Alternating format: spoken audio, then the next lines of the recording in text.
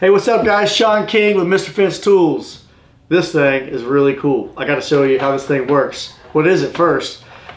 I know, Joe's excited because it's orange to begin with, but it's actually called the marker because that's what it does. It marks the holes and marks the location of where your posts need to be set on a vinyl fence with these really cool indicators right here.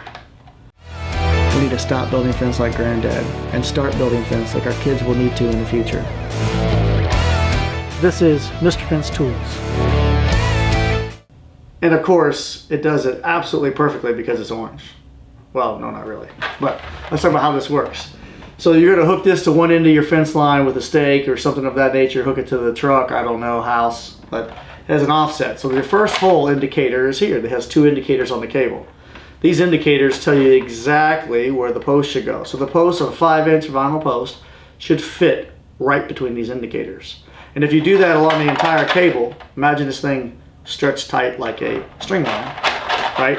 If you do that between the entire cable, these are exactly 8 foot on centers, so that you can dig your holes and set your posts to these indicators and know that they're perfectly spaced apart without any tape measures or any spacing jigs, or worse yet, without having to stick the rail in the bottom of the hole of each section and pull into the tabs. That's a no-go. You don't want to do that.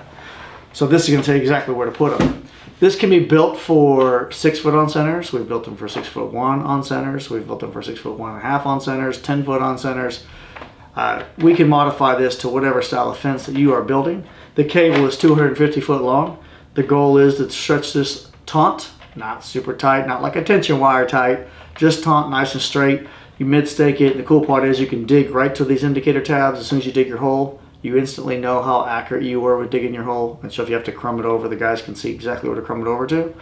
And as soon as those first few holes are dug and you're past that first mid-stake, you can start setting to the cable while the crew is continuing to dig holes.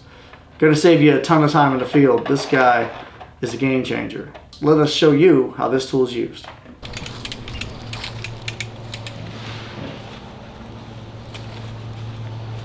A little more? More? Okay. So the goal here of this cable is just to get it taut.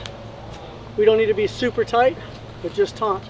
The cable's pre-stretched, so those are perfectly 8 foot on centers with the cable taut. And then we need to mid-stake it. So what he's going to do is drive that stake in right on the cable so that we can eliminate the flex of the cable on either end of the stake. If someone's working down here, it doesn't impact them working down here. And we use a wire tie to hold it on. That's it. So that's all we got to do is just hook it around the cable, bend it around and fold it over itself, and that holds that cable tight.